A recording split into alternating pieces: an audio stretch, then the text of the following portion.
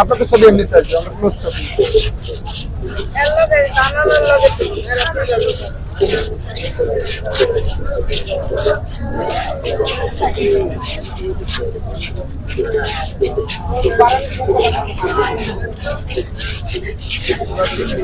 আমাদের ঢাকায়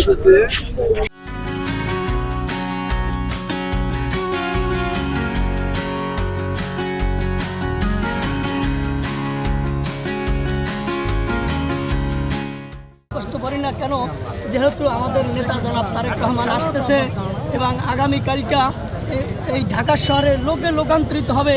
এই যে আমরা 1 কোটি লোক ছাড়াই যাবে ইনশাল্লাহ আগামীকাল 25 তারিখে।